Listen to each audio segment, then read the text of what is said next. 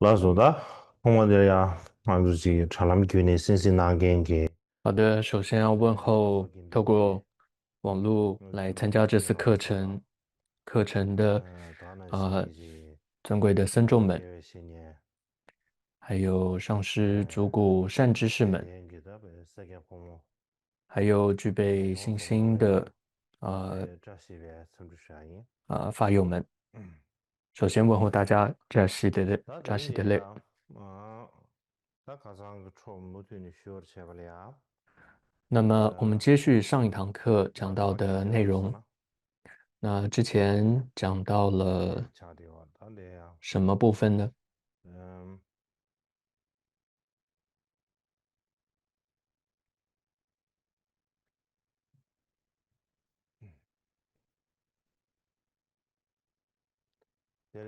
那这里讲到是第二次结集相关的内容，也就是比丘大天的武士这样的内容。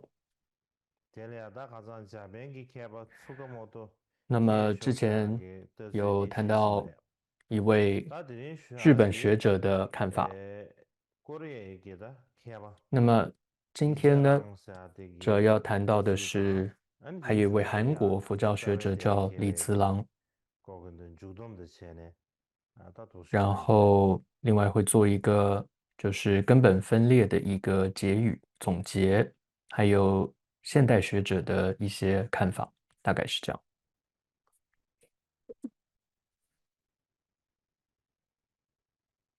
但以前人的具体或学员就是啥呢？他这里下的哦，可啥的，呃，空过的一个的，南边讨论啊，新竹南给开不起，那么空给这位李慈郎呢，这部他这里就是韩国佛教的一这个位部就学者，给了呀，他那在一南边就九九八应该年发表了被一篇论文，空我的开呗，就应可应该那也就这是是第二是不是啊？关于根你本这个不分裂给了的。原因的考这样察提拿了呢，这样子就的一那个篇论文。新主吧，忙不起来，老给特别给那么其中的忙不起观点哦，来说也不是，就相当的这具有意思啥呢？启发性哦。新主吧，忙不起所给以在这空给个研究的这领域当不起来不中哦，了，他呢那么被这许当然是多学者中重视，间呢，忙不起那个而且要是，是经常被引用的但是这样一那下篇论文。边的，他在一家人下开不的空给甚至的，那么这些就是多其多的中呢，需不一样。我想讲一下他的一些重要的观点哦。这当个他对吧？场面给，这个面对的场那么，面给，也就是他认为呢，以前所有的那个咋个传开不的承呢，这些了呀？就是部派各个传承都同意，这个拍摄不都的意思啊，认同，就是分裂之后呢，这咋个对吧？艺术开不需就是要根本分裂这些了，之后哦，就形咋个对吧？成了你得看的是了，上座部这个跟大众对吧？这大众部对吧？这两部。引不起，送给好的是的了呀，拍摄对吧？马些个工具拼不所以了，基本上各是的。个部派哦都同意，当然了呀，是这样子，分成演个了两部。当了给呢，开吧，但是，好了，各个部大部派对分人说说于的这个根本开学看的，分裂哦，这最具体的高看的原因最高原就是还啥呢？有呢，特征方面的一对吧？些是最描述哦，是最的却是好主要是嘛是。有所不同的。但那么远这些阶段啥呢？但那点比对吧？啥传统开始有上啊，明显会效果，这样来什么的，做一个但是两个多解释，是差个有，会认为理解的说这上座部呢说当，是属于拍摄比对保吧？啥的守派，呢？对是而大绕众部马切也不是那样的呀嘛，是不一样相对不一样的，自由，这个差不多也然是一样的，后是这样的。比较宽松的这样子的一你那样，派。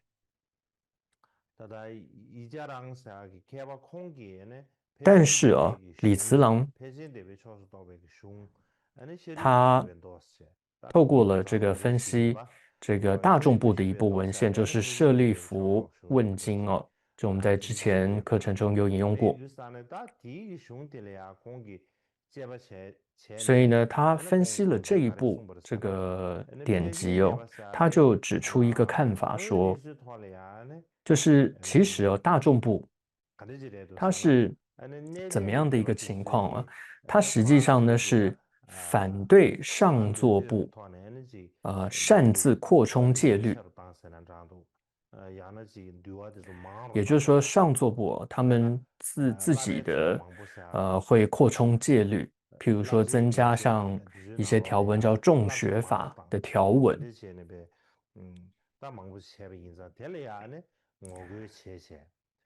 所以呢，其实大众部它是主张维护旧律的这样子的一派，就是他反对上座部是擅自扩充这些戒律，所以他算是主张维护旧律的这么一派。所以从这个角度来看呢，就是大众部呢反而显得比这个上座部更为保守。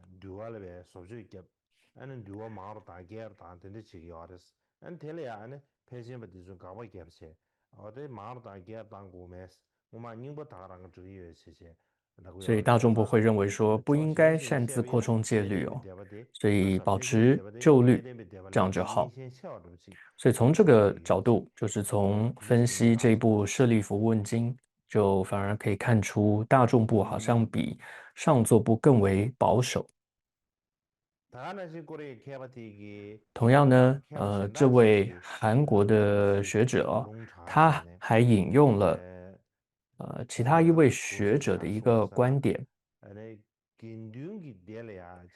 就是那位学者哦，他的观点是说，东西方的环境哦，的差异影响了僧团的特性。那这是什么意思呢？具体来说，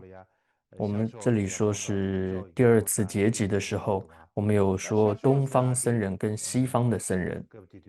那在当时的印度的东方啊，这些僧人是指说在这个毗舍离这个地区、广严城这里的。那么在毗舍离东方的这些僧人，他们的首先这个地方也是经济是比较富裕的，因此呢，僧团的生活是比较这个安逸一些。那西方呢，譬如说摩偷罗这样的地方，它是环境比较艰苦，所以在西方的僧人，他们僧团哦，就需要严守戒律。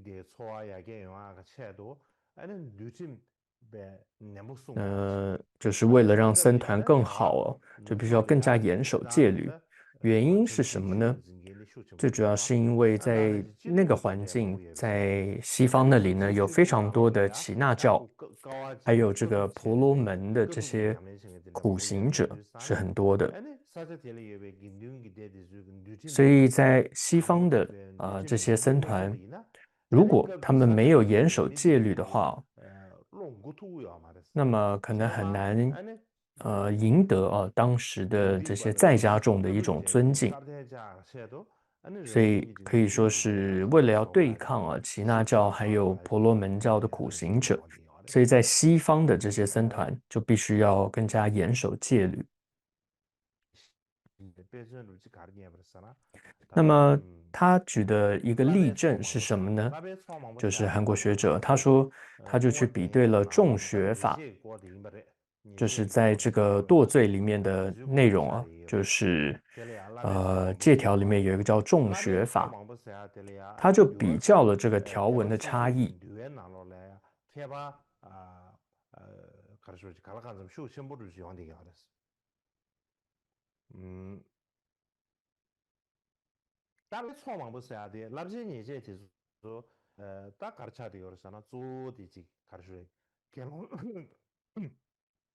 那这个众学法，它主要的内容是什么呢？主要是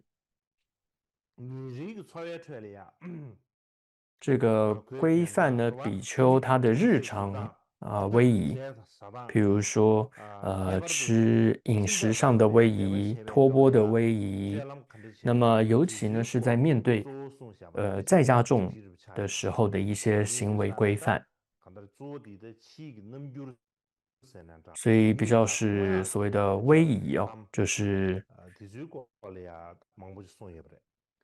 讲了很多这样的内容，就众学法在讲的就这个，所以他就透过比较各个部派律藏当中众学法的条文数量哦，他就发现有很大的差异。 쿠란 게 송도와 안 디가냐 아주 내야 지 넘베르 겹체 지 수에시 니 시비나 所以呢，除了李慈郎他的一 니 些比对， 시비나 那 그래서 么 고려야 这里我也 지 做了一点补充哦。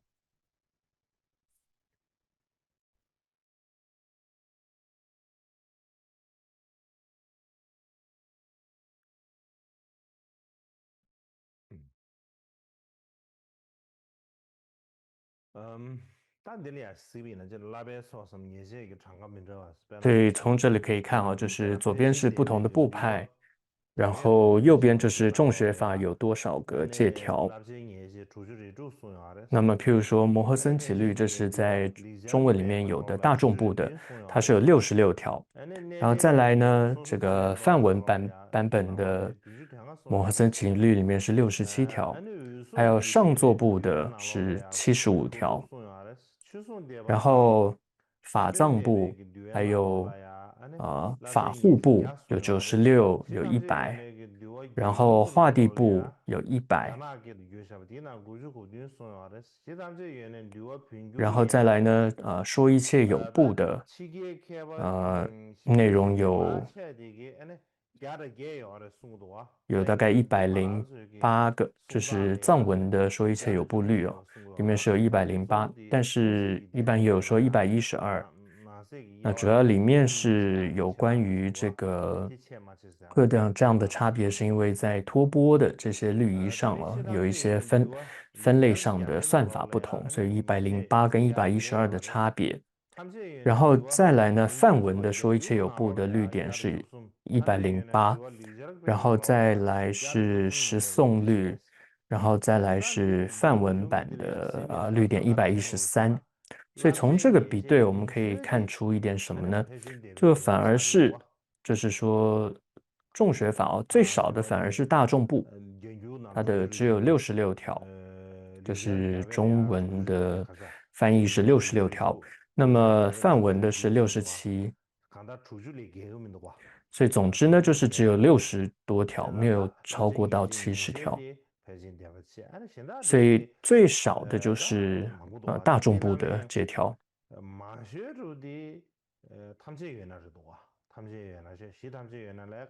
所以最多的可以说就是根本有部律里面是最多的。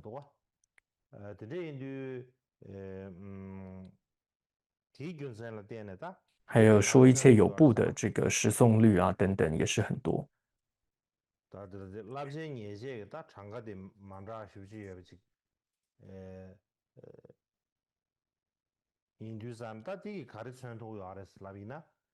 所以这个说明了什么哦？就是说，在西方地区的上座部的这个僧团，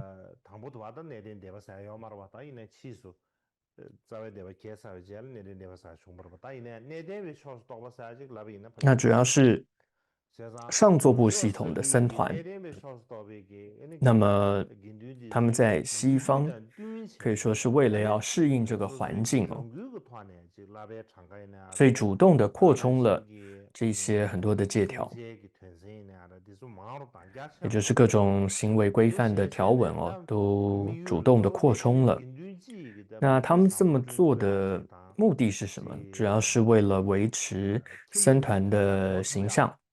然后也是为了想赢得在家众的支持。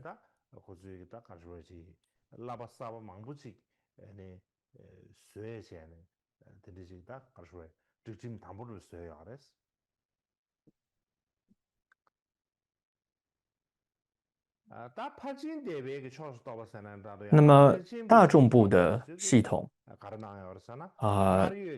他们保持的是比较少的这个条文哦，可能代表是什么呢？就是他们代表的是更早的更早期的，或者说更简朴的这个戒律传统。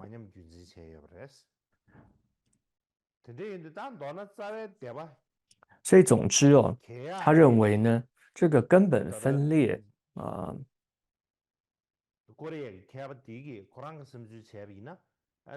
他认为哦，就是说不是因为时势而分裂，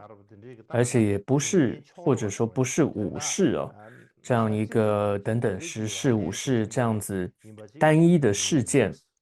而触发了这个根本分裂，他不认为是这样。他认为主要是在第二次结集的这个时候哦，因为当时佛教传播到不同的地方了，那么就是为了要适应不同的环境的差异，呃，所以慢慢就形成这样子的一个不同的情况。比如说不同地方的文化，还有生活习惯等等哦，所以因为这样的差异，就慢慢就形成了不同地区的这样子的僧团。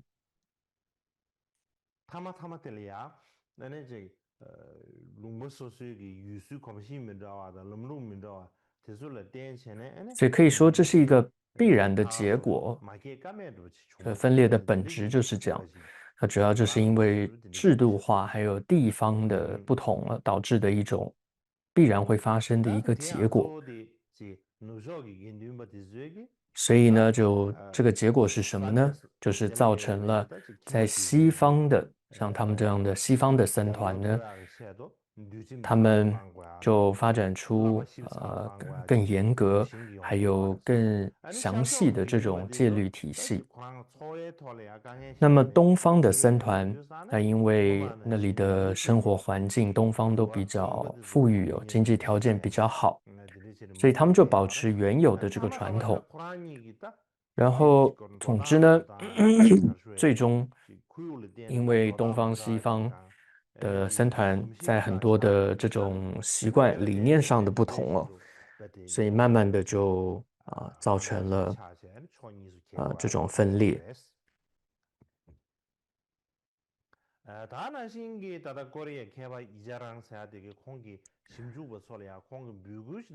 所以呢，李慈郎这位韩国学者，他做了一个呼吁，他对学者们有一个呼吁，就是说他觉得应该要重新去评价这个大众部，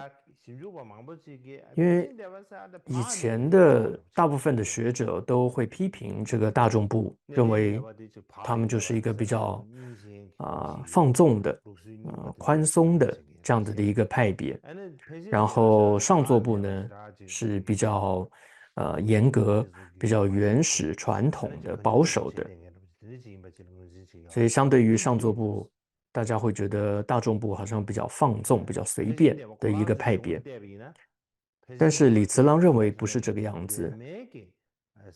他说不应该简单的将这个大众部就这样做一个批评，而应该要认识到大众部它在维护原始戒律方面的这个保守性。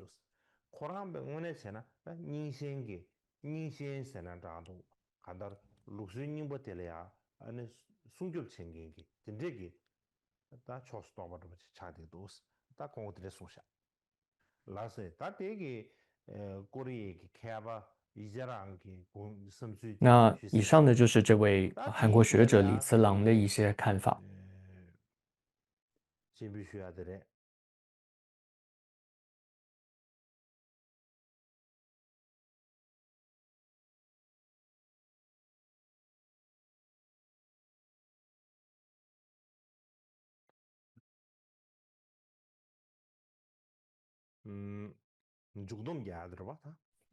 那么接着是一个结语哦，总结对于根本分裂的一个总结看法。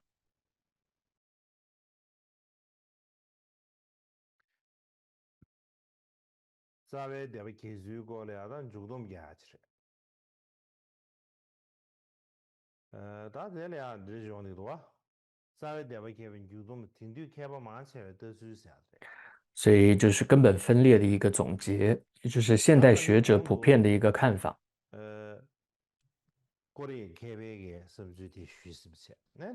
所以以上呢，前面是讲了首先日本种本启祥的观点，然后之后是李慈郎的观点，我们讲过了。总之呢，呃很多学者日本很多学者都归纳说，有这样的一些总结的看法。딱 고난수 공수르부터 가래도 쉬비나 지당 그다 지 자외 대바 기술 소머베 아 所以 자외 대바 기술이 不少的学者 다 걸려야 都 지금 这样子认为，就是说，용디 야레스 佛教的根本 시주부터 分裂 버레스 哦， 아로보다 主要有以下一些 신야가 原 되게 因。 버레스 아로보 아로바 那么， 그다지 퇴긴 체다바 尽管说 모지 分裂的 된체네 传说有很多， 저기 比如 도저히 说 또 时 되게 事或者说 순간 武 모두 용디 士 야레스 等等，有这样子不同的传说的内容。 대다 탐지에 따빠 짜와 파파 但是呢，他们都有一 대단해 个根本的相同 짜와 的一个 풍사 地方， 더하고도 알았잖아 인류기 대 都有一个 나로버야 根本性的，还有 더주미 就是一种持续存在的一个问题，就是在根本理念上的一个冲突。 대한적 섬주미 균바 대배 주주 링부실이야 예대비치 와 而且这样的一个一种理念上的冲突，也并不是突然发生的或短时间之内造成的，而是持续存在的一种理念，然后到最后就分裂了。 텔레야 안에 대다 힌두기 케바 망아체 제기 텔레야 타니에로 그것이 더도사나 那么这些学者认为这个理念根本理念的一个冲突，他们就给了一个名称哦。他们认为其实就是持律者还有持法者之间的一个对立。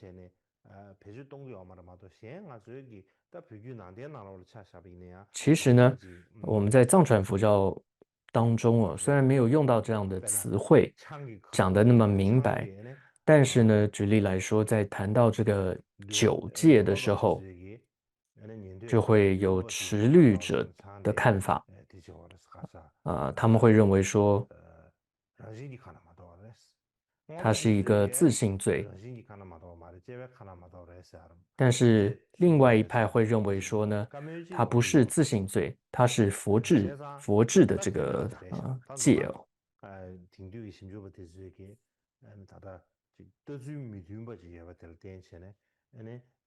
所以总之呢，现在的学者认为哦，它就是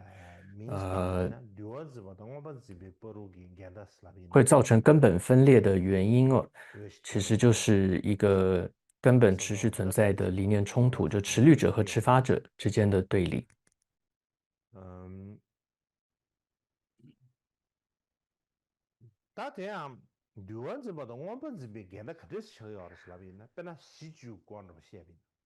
那么，这个持律者跟持法者他们的对立到底是在什么地方呢？举例以时事来做比喻的话，譬如说律藏里面，就是根本说一切有部的这个杂事里面就有提到这个关于第二次结集、毗舍离结集或700结集的记载。但是里面呢，并没有直接提到根本分裂哦。但是呢，里面最主要的核心的矛盾在于什么呢？在于一个是持律者跟持法者的矛盾。那么当时持律者他们的看法，他们认为哦是要站在严格保守的立场。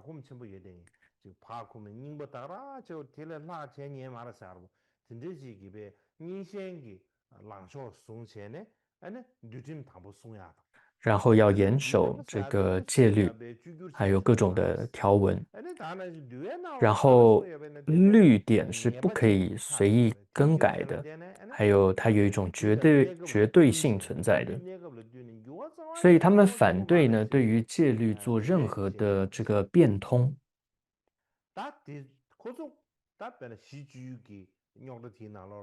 所以呢，他们在这个时事这件事情上，他们是批判者，他们认为时事是非法。那么对于持法者的看法呢，是什么呢？他们是站在比较宽容的一个立场，那么思想呢，相对是比较进步一些。所以认为呢，他们会认为说，在一些特定的情况之下呢，是可以有些戒律是可以开许的。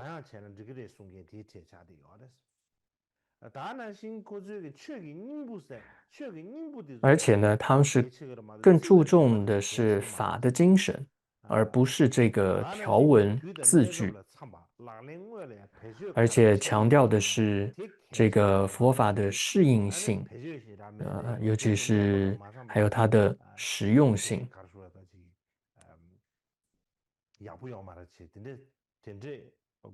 所以他们认为戒律应该随着时代啊、地区的不同或者时代的发展哦，那么要有所这个调整的。所以就时事这件事情上来看哦，他们认为时事是可以的，他们是时事的这个辩护者。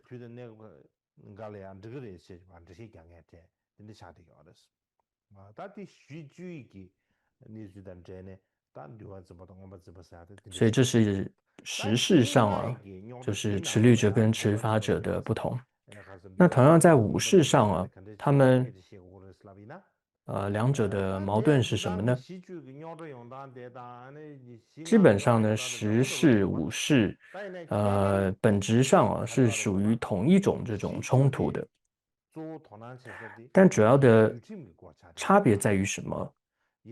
在于说武士呢关注的，像时事主要关注的是律仪，那么武士主要关注的是教义，因为武士就是五种见解嘛。那么武士呢，他主要在指责什么呢？譬如说，他们会觉得，阿罗汉是不完美，似乎是不是最就近的果位，所以他们有这样一种指责跟一种有点像挑战。所以这五种见解等于说指责了是阿罗汉是不完美、不究竟，所以等于是挑战了谁呢？也就是挑战了上座部，因为他们认为说最终的、最崇高的理想就是阿罗汉这样一个形象。所以实际上哦，这是一个什么事情呢？是他们就是要挑战这个持律者的一种权威性，因为持律者呢都是这种所谓资深长老，他们都是最终以一种最尊崇的阿罗汉自居的。所以从这个角度来看啊，它主要是为了一种更宽松，还有更进步的一个佛教的思想，所以他们提供了这样的一种理论的基础，这五种见解是可以更宽松、更进步的一种思想。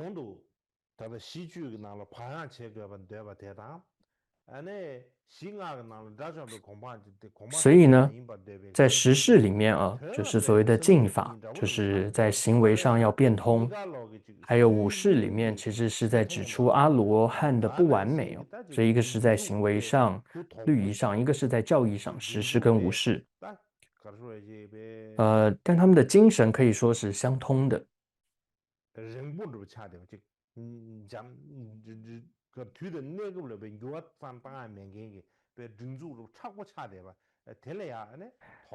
主要呢都是对于传统权威的一种可以说是很僵化的一种标准，对于这些僵化标准的一种反思。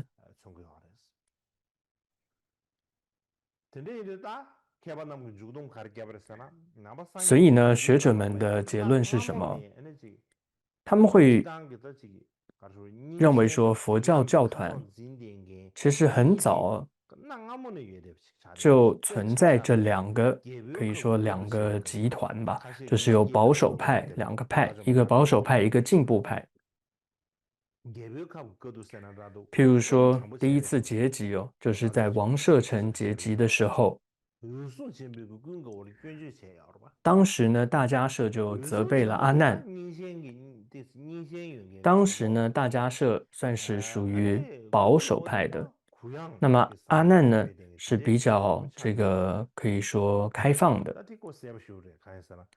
所以这个也是很清楚的一件事。譬如说阿难，为了女众可以出家哦，而这个祈请等等，所以他是比较思想是比较开放的，也比较进步的。那么大家社呢，它其实是比较年纪大了之后才进入僧团的。他在那之前呢，他其实是一个外道，所以譬如说历史上记载说，他之所以他有一个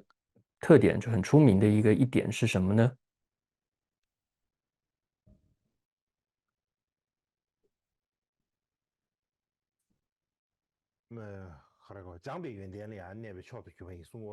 就是他会行持这个十二头陀行，那个就是一种苦行的一种修行。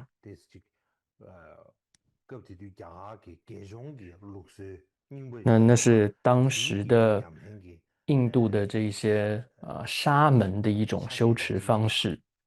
大概算是他们的一种行持方式，十二头陀行。所以这是比较传统保守的一种，他是这样的一个人。所以我们从第一次结集王舍城结集的时候，我们看到大迦叶跟阿难其实就已经有保守跟进步这两种不同的形态了。那当然到了毗舍离结集第二次结集，也有十世的非法之争，还有这个五世五种见解的这种之争。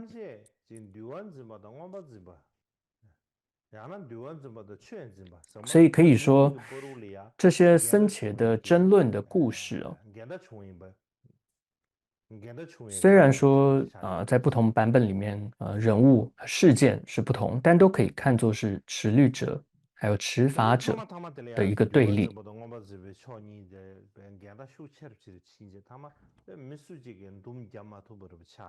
所以最后呢，这两大的派系集团，他们的理念冲突已经没有办法再调和了，所以最终就导致了根本分裂，所以就形成了上座部还有大众部。那上座部呢，大致可以说是对应到持律者的传统，那大众部呢，主要对应的是持法者的一个传统，所以就形成了这两个大的根本部派。那么讲到这里哦，我常常我会有一个想法，各位也可以想想看。那么我们谈到说这个分裂，根本分裂哦，我们会说僧团分裂了，感觉这也是蛮难过的一件事情哦。我们说教主释迦牟尼佛，如果他还在的话呢，呃，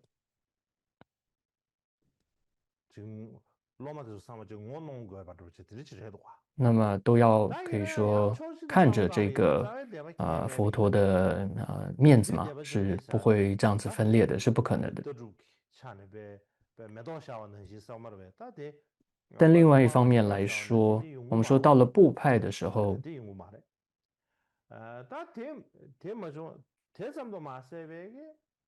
就有各种的见解发生。如果没有根本分裂，也不会有那么多的这些思想哦，百花齐放一般，那也更不会有之后的大乘的出现。那如果说没有大乘的出现，那也就不会再有之后的密乘了。所以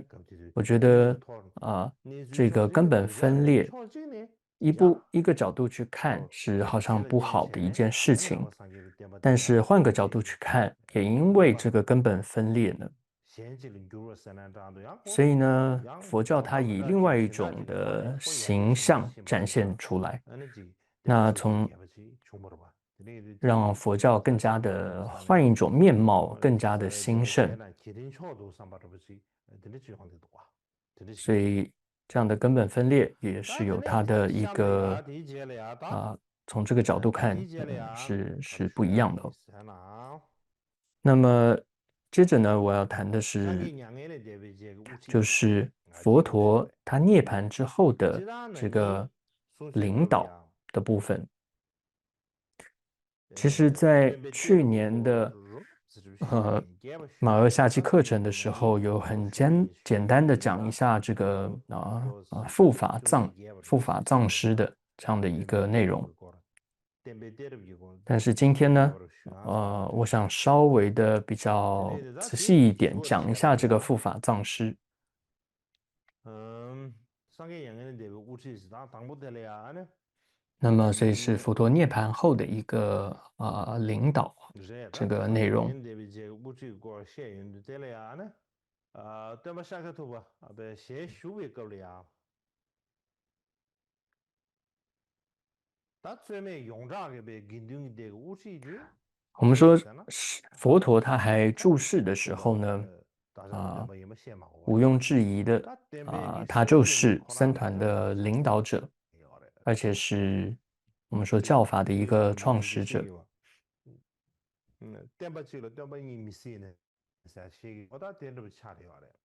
看到真的没不下掉了。打光个估计灭了呀，印度个的，打光估计灭了呀，光了通不排查不见，大家个对不？光了通不那么排查了，到了佛陀晚年，当时僧团的很多日常管理的这些责任呢，就分给了舍利弗还有目犍连来承担。但他们两人呢，也主要是以这个弟子的身份来做这些事情哦，而不是以领导者的身份在行事的。当时说这个还有一位叫提婆达多哦，他本来最开始还企图想要这个取代这个舍利弗跟目犍连他们两人，就是他想要当这个领导来管理，但是呢，当时就遭到了这个佛陀很严厉的一个斥责提婆达多他也气到了，而且升起很大的嫉妒心，所以他就另外的成立了僧团，所以这就造成了叫做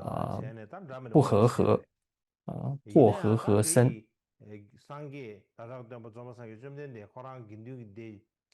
所以，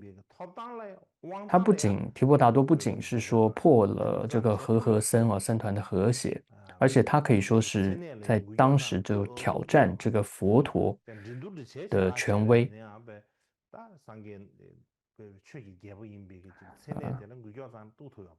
但当然还是没有真正动摇到佛陀是一个领导者这样的一个地位。那么，所以我们说到了佛陀涅槃之后呢，那么谁是佛教僧团的领导者，或者说谁是整体佛教的一个领导者？是谁延续了这个佛陀的教法？那么对于这一点在历史上有许多不同的说法。主要可以说有三种，也就是北传佛教、藏传佛教还有南传佛教的三种传承的一个说法。一般我们会说北传佛教只会分北传跟南传，就是将藏传是归在这个北传里面的。但是呢，我觉得可以细分，把藏传佛教另外的抽出来谈。那因为呢，藏传呢，它也是直接从这个印度传入的，所以我觉得它也可以是另外的一个传承。所以我没有就只是一般会说北传南传这样来说，而是特别藏传佛教拉出来说。首先，我想谈一下是北传佛教对于这个传承的一个说法。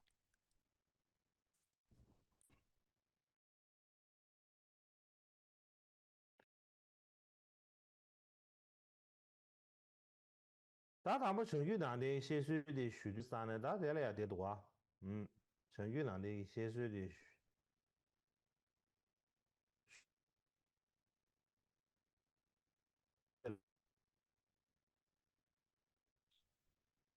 所以讲到这个北传佛教的传承的时候呢，你可以看到这里就有谈到，呃，这个投影哦，就是那种，大的这里，唐不的呢，首先要讲的是，依据的是这个《护法藏因缘传》是吧？这里的一个内容，然后接着第二个会谈到的是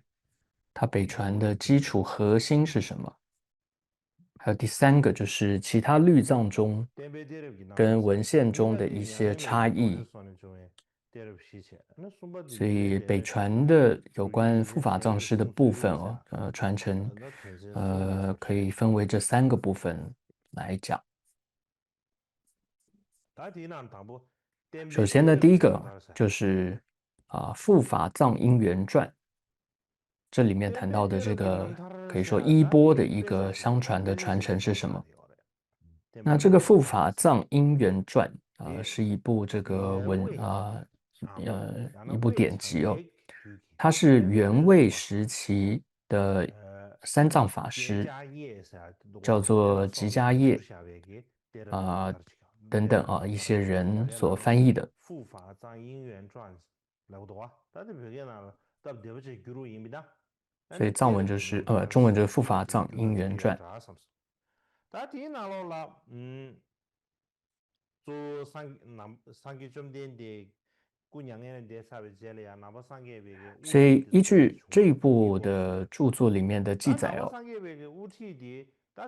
那么就有谈到这个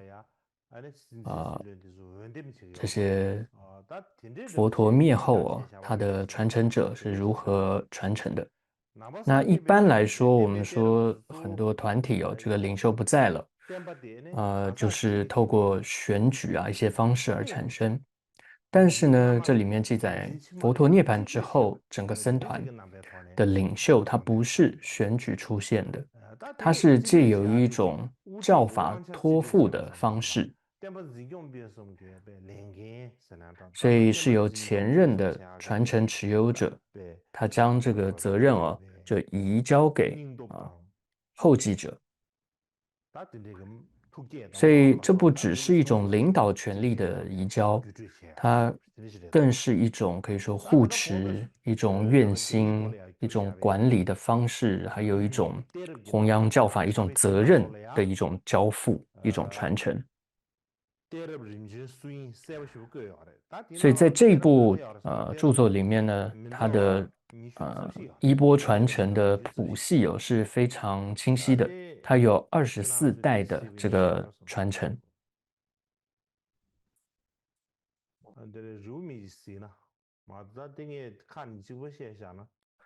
所以这里给大家看一下一个投影哦，这样会比较清楚一点。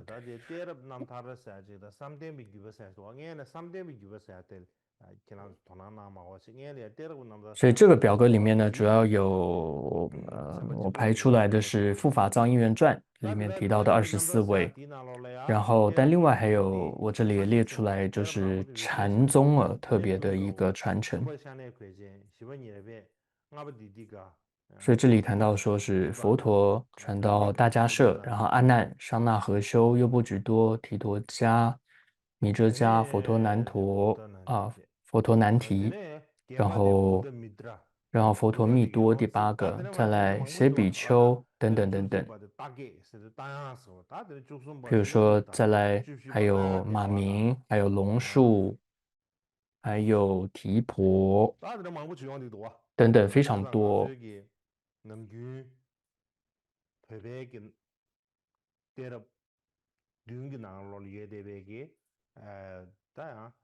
平常呢，藏传呢会说是比较熟悉的是只有7代这个传承，所以有些人大家可能很熟悉。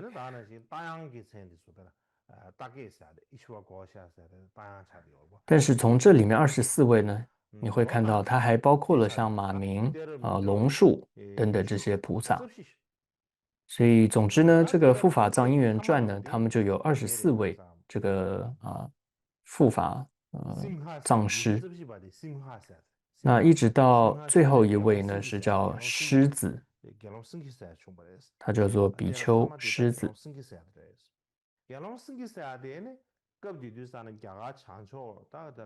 那么当时呢，他是在北部这个扎什弥罗，就是克什米尔那个地方。那当时那里的国王呢，有一位叫弥罗觉哦，他不喜欢这个佛教，所以总之他破坏这个僧团，所以这个狮子比丘当时也被杀害了。所以一种说法说，所以护法藏的传承就在那个时候就中断了。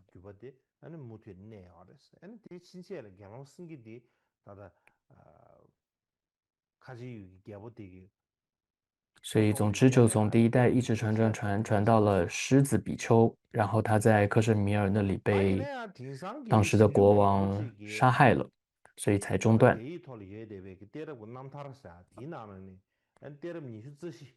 但是呢，当代很多的学者认为说，上面谈到这24代的护法藏的传承呢，不能说每一位都是实际发生的事实。那主要的理由有几个。第一个是什么？就是从《护法藏因缘传》这部传记本身来说，它是有6卷。那么前面有谈到它是元魏时代翻译的，那里面提到说它是译者并不是汉族他也可能是藏族吧，也可能是其他的这些民族的人，他叫做这个吉迦叶，还有一位叫谭耀，所以这里面就有记载说是他们2位共同翻译的。但实际上是什么呢？是吉迦叶呢？他在这个谭耀，他在旧译的这个基础上，他重新翻译的。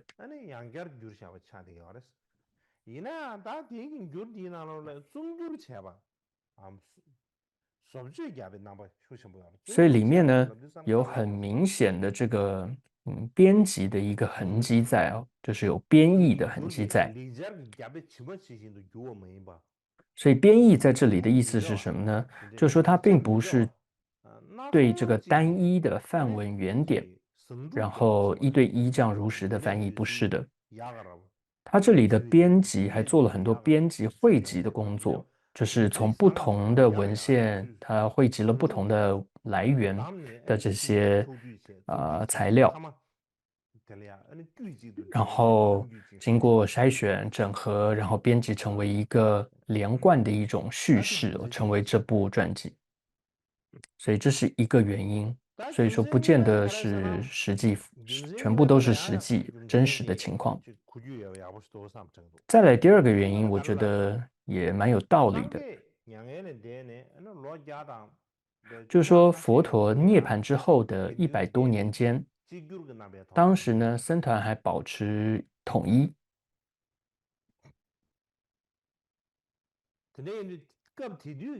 所以在当时的这个护法藏，或者说衣钵的持有者，护法藏的持有者，他就等于是整个僧团教法的一个主持、一个主人是一样的。但是我们说后来有根本分裂嘛，部派就分裂了。其实真的很难有这样一位大家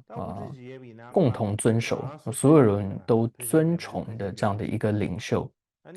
比如说上座部会有他们认为的这个最尊崇的一位领袖，大众部又有大众部不同的一个人。所以如果说大家都有共同的一个这个主人的话，其实也不会有分裂了。所以这是第2个原因。再来第3个原因是什么呢？就是看到《护法藏因缘传》里面呢，里面将后世比较著名的大乘的论师，像是马明菩萨或者龙树菩萨、提婆论师等等